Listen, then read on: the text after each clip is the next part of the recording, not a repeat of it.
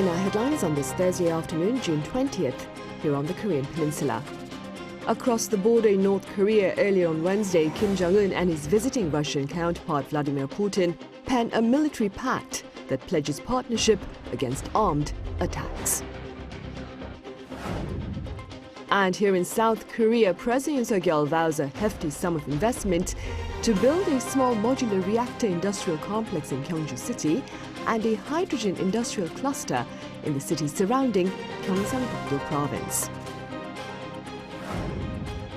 Also, according to Seoul's trade ministry, auto exports hit a fresh high of $6.5 billion for the month of May, surging almost 5% on year amid greater shipments of eco-friendly cars. North Korea and Russia have promoted their partnership into an alliance that includes assistance in the event of an aggression against either one of them. Our defense correspondent Choi Min-jung reports.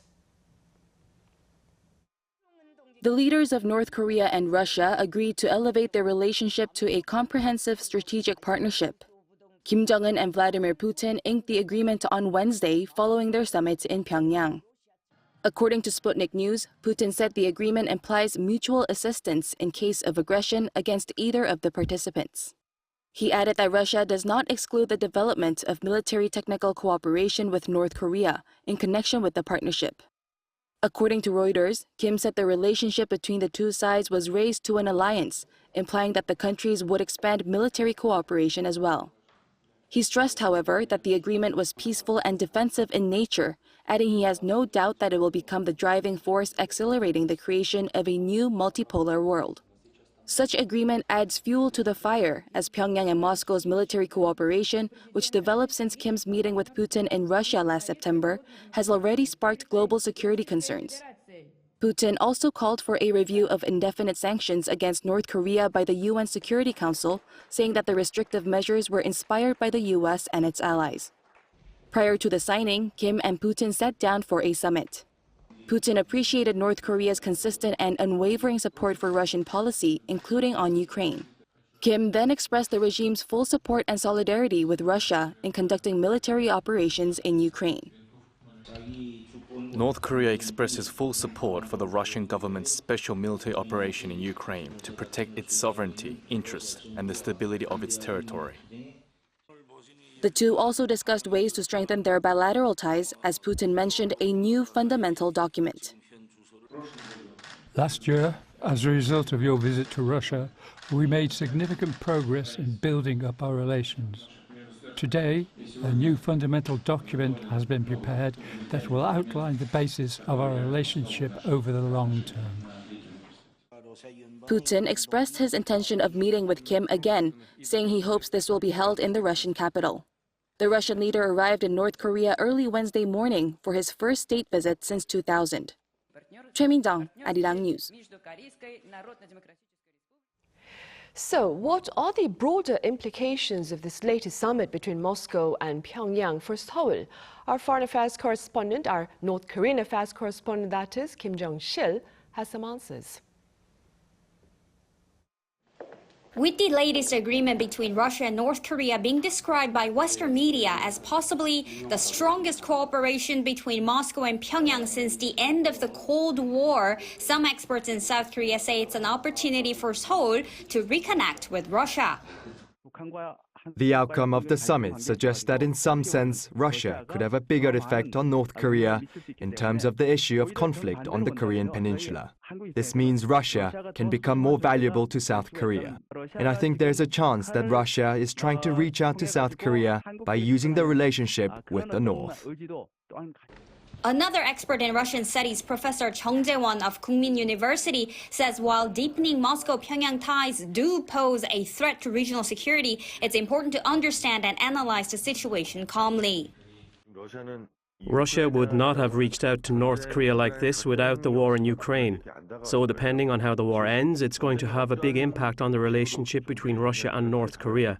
When it all settles down, the relationship between them will become estranged, and Russia will approach South Korea. Another expert said it is important to return to basics at a time like this.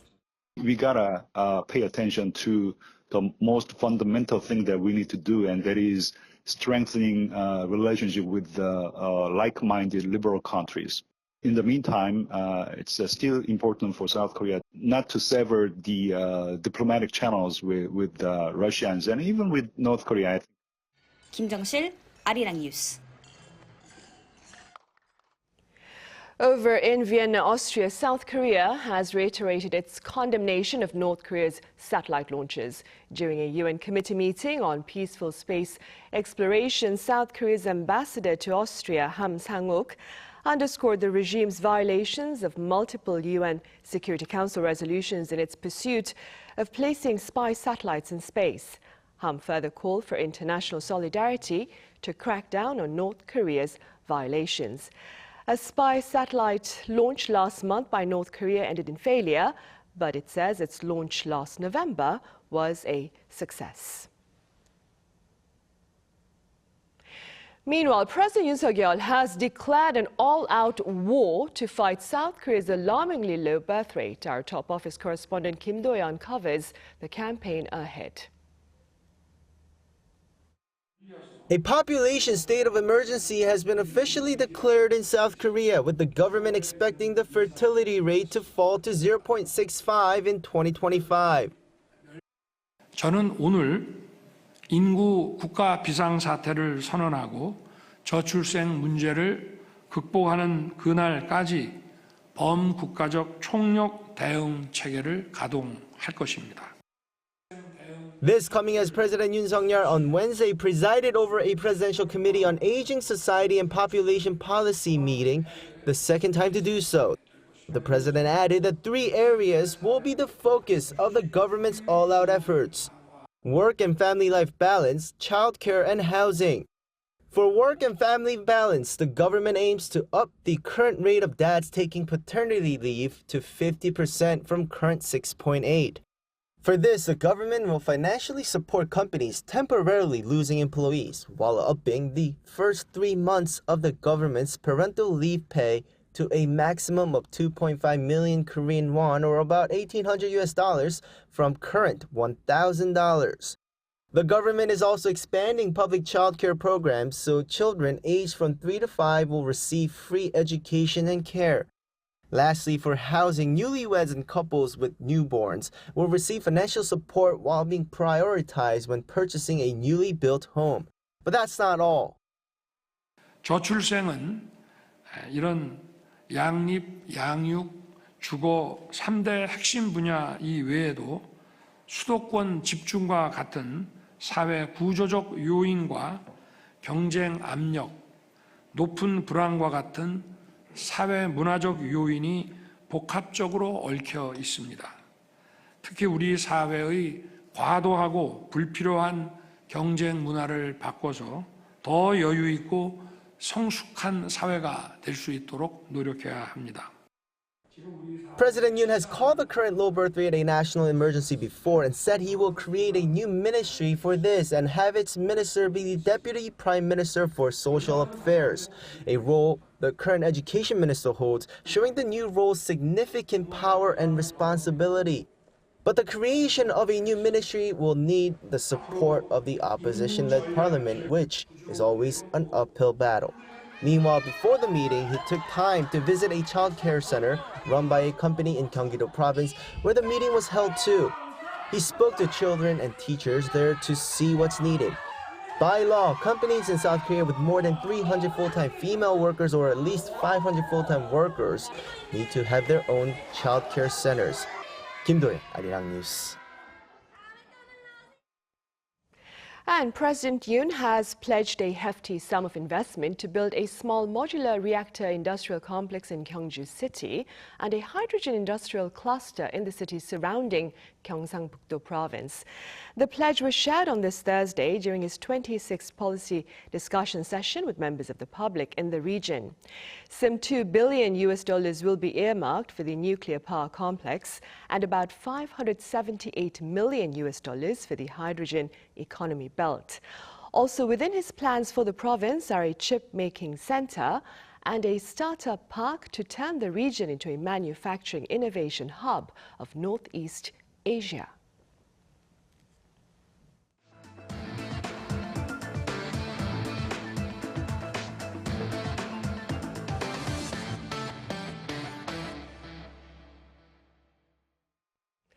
Amid rampant warnings of longer and hotter heat waves this season, the government here held a related meeting earlier on this Thursday. During this summer session on electricity demand and supply, Seoul's energy authorities projected maximum demand to peak at 92.3 gigawatts during the second week of August. Now, this projection is similar to last year's outlook, but officials add demand may surge higher if cloud coverage lowers electricity production from solar panels and if the capital region cranks up its energy use. Accordingly, starting June 24th until September 6th, a real-time monitoring of power supply and demand goes into effect to allow for prompt response measures. In other news, Korea's current account ended last year in positive territory, but its balance with different trade partners stood poles apart. Our correspondent Lee Soo-jin explains. South Korea recorded its largest ever current account deficit with China last year, but also the largest ever current account surplus with the United States. According to the Bank of Korea on Wednesday, South Korea's overall current account balance recorded a surplus of more than $35 billion last year, up from around $25 billion from the year before. This was mostly driven by its current account surplus with the United States surging from nearly $69 billion in 2022 to $91 billion last year. That's the largest current account surplus with the United States on record since related data was first collected. And this was led by the current account balance for goods recording its largest surplus ever thanks to strong demand for automobiles and machinery. On the other hand, South Korea's current account balance with China recorded a deficit of $30 billion, also a record high. South Korea's current account balance with China has remained in the red for 2 consecutive years after falling into negative territory for the first time in 21 years in 2022. And last year's deficit was greater than that of 2022. This comes as outbound shipments of goods, namely chips, plunged by a large margin, while inbound shipments of goods dropped only slightly. South Korea's current account balance with the United States has shown an increasing surplus since 2020, while its current account balance with China has shown a greater deficit in 2023 than in 2022. It looks as though this decoupling trend driven by rising exports of AI chips will continue. As for its current account balance with other nations, South Korea's current account deficit with Japan last year shrank compared to a year earlier due to decreased imports of goods such as chemical products. But its current account surplus with Southeast Asian countries fell as outbound shipments of chips, oil, and chemical products fell. The Bank of Korea official said that this surplus drop seen with the Southeast Asia region was, however, offset by the record surplus with the U.S., and that the central bank believes that exports to the U.S. will remain robust for a prolonged period. Lee Soo-jin, Arirang News. Korea's auto exports hit a new high for the month of May amid greater global demand for green cars. Our Park Gon-woo has the latest numbers. South Korea's overseas shipments of automobiles showed a strong performance for the month of May. According to the Trade Ministry on Thursday, auto exports hit a new monthly high that month, reaching $6.5 billion, an on-year increase of nearly 5%. The cumulative value from January to May this year was also a record high for the period, with a figure above $30 billion. Exports of eco-friendly cars saw a surge with hybrid vehicles up by nearly 50% in May compared to the year before. It's the third month in a row for the monthly figure for green cars to stay above the $2 billion threshold. The Trade Ministry mostly attributed this to an increase in outbound shipments to the North American market. Data showed that exports to the region jumped by 36% on year from January to May, pulling up the cumulative value. Similarly, shipments to Australia also rose with new hybrid car models from Hyundai and Kia on the market. However, exports to Europe fell due to increased production in factories in Czechia and Slovakia. Though domestic production remains firm based on global demand, the ministry is looking to see further increases later this year as new models of electric vehicles will be released, while another factory in Korea begins operation. High demand for eco-friendly cars was also seen domestically, with sales up 10% on year in May. The Trade Ministry pledged to strengthen support and provide export vouchers amid a rise in sea transport fares to reach the $100 billion export goal by the end of this year. Park Geon-woo, Arirang News. Meanwhile, a tech fair here in capital Seoul seeks to show that logistics automation is offering businesses higher operational efficiency. Our An Sung-jin has details.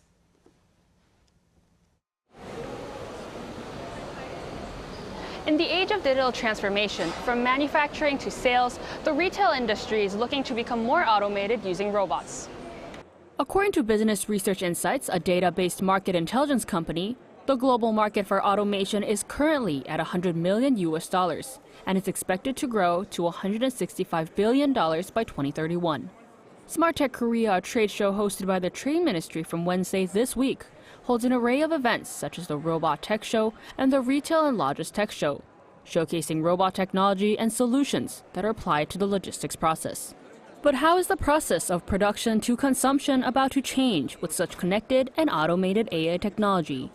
One company says that jobs at warehouses will be further automated. If I say in future, maybe in the industry, production industry, for the assembly lines, or maybe for assembling something. Including production, loading and packaging can also be automated with robotic arms picking up boxes weighing 20 kilograms and storing them. Most industry insiders say that companies are looking to reduce labor costs and use robots or automated technology instead for increased productivity, even if initial costs to implement the technology may be hefty.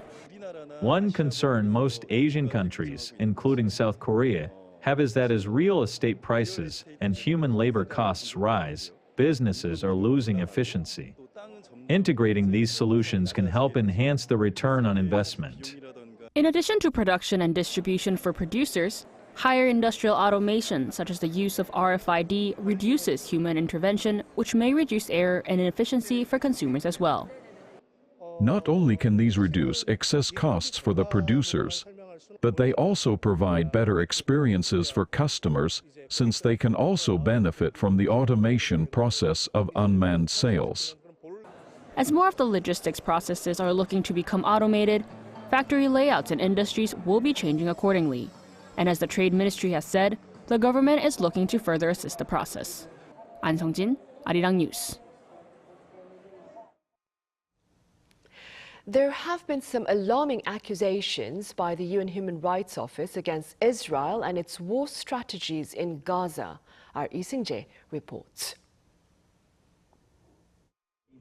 A report by the UN Office of the High Commissioner for Human Rights released on Wednesday says the Israeli military dropped precision-guided bombs manufactured in the United States into the Gaza Strip that may have violated the laws of war. The report indicates that in the first months of the conflict between Israel and Hamas, there were 6 cases in which the Israel Defense Forces used explosive weapons with wide area effects, including 2,000-pound bombs in civilian neighborhoods. The attacks led to at least 218 civilian deaths. The UN report also noted that on December 2, 2023, the Israeli military destroyed 15 buildings and killed at least 60 civilians when the IDF was targeting a single senior Hamas commander. In addition, out of the 6 cases mentioned, the report says 5 of the strikes came without any warning from Israel. The military is said to have used 3 different types of precision-guided bombs manufactured in the United States, with the UN report emphasizing that the use of a weapon that has such wide-ranging impact in a densely populated area could be considered a crime against humanity. Meanwhile, Israel's foreign minister has warned of an all-out war with Hezbollah and vowed to prepare for all possibilities. The remarks came after Hezbollah released videos of sensitive Israeli military sites and civilian areas. Foreign Minister Israel Katz said Israel is very close to the moment of decision to change the rules against Hezbollah and Lebanon, adding that in an all-out war, Hezbollah will be destroyed and Lebanon will be severely hit. Analysts warn that the daily clashes between Israel and the militant group are reaching a tipping point and could potentially escalate into a full-fledged war. Lee Seung-jae, Arirang News.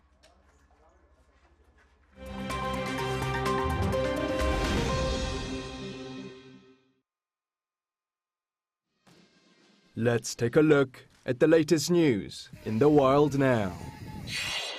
The Chinese Coast Guard on Wednesday defended its actions following a clash on Monday with the Philippines Navy resupply ship that resulted in a collision between the two sides. Manila accused the Chinese of aggressive behavior after several Filipino sailors were injured in the incident. Chinese Foreign Ministry spokesperson Lin Jian said in a daily news briefing that the Chinese ship only took action because the Philippine ship was trespassing on the disputed second Thomas Shoal. Lin said the Chinese Coast Guard took no direct measures as it moved to stop an illegal supply mission by a Philippines vessel. Prior to the Chinese statement, the Philippines Navy said on Tuesday that one sailor suffered a serious injury after the Chinese Coast Guard ship conducted intentional high-speed ramming before aiming its weapons and pointing strobe lights to threaten and harass Filipino sailors. The Philippine Navy stated that continued aggressive behavior and unprofessional conduct towards a legitimate humanitarian mission was unacceptable. A bipartisan U.S. congressional delegation met with the exiled Tibetan spiritual leader, the Dalai Lama, in India on Wednesday, saying they would not let China exert any influence in the choice of his successor. The high-level delegation, led by Republican Congressman Michael McCaul and including Democratic former House Speaker Nancy Pelosi, met with the Dalai Lama at his residence in Dharamsala to brief him on the Resolve Tibet Act, passed by the U.S. Congress last week. The delegation added that the visit also aimed to encourage dialogue between the Dalai Lama and Chinese officials in the hope of working toward a peaceful resolution between Tibet and Beijing. After a failed uprising against Chinese rule in 1959, the Tibetan government has been in exile in India, while Beijing refuses to recognize autonomy for Tibet and hasn't held any talks with representatives of the Dalai Lama since 2010. The 88-year-old spiritual leader is expected to travel to the U.S. on Thursday for medical treatment on his knees, but has so far not announced any official meetings. Now to Russia and the far eastern city of Vladivostok, where a local court sentenced an American soldier arrested earlier this year to nearly 4 years in prison after he was found guilty of theft and making murder threats. According to Russian state news agency TASS, 34-year-old Staff Sergeant Gordon Black was sentenced to 3 years and 9 months in prison and ordered to pay some $115 in damages. U.S. authorities said Black, who is married, flew to Vladivostok to see his girlfriend, who he met while stationed in Korea. His girlfriend, Alexandra Vaschuk, told reporters earlier this month that Black had attacked her before stealing money from her wallet. And finally to the UK, where protesters from the environmental group Just Stop Oil sprayed powder paint on a part of Stonehenge on Wednesday. Police arrested 2 people on suspicion of damaging the world-famous prehistoric megalithic structure. The protest, which occurred just ahead of summer solstice celebrations at the site, was slammed by Prime Minister Rishi Sunak as vandalism. Just Stop Oil say it took action as it wants the British government to end the extraction of and the use of fossil fuels by 2030. Kim Seong, Arirang News.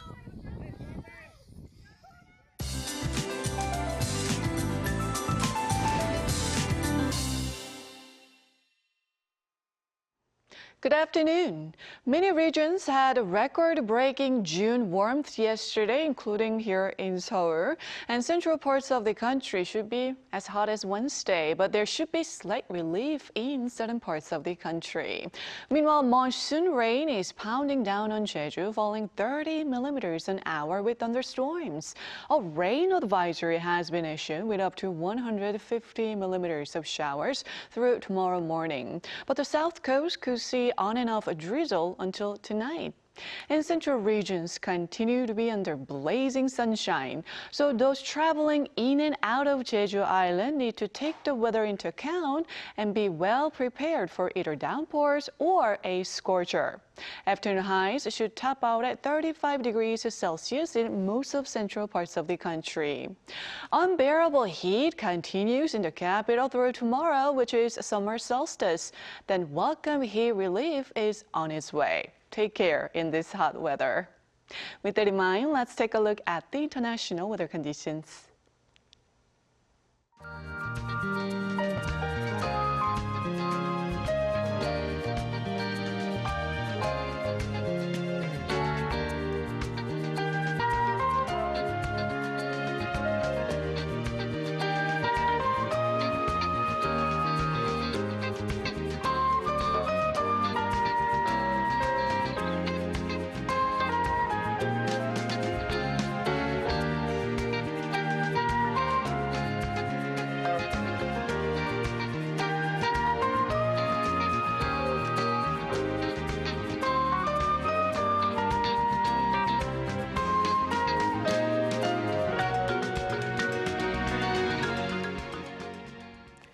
And that ends our Thursday afternoon newscast. As always, thank you for watching.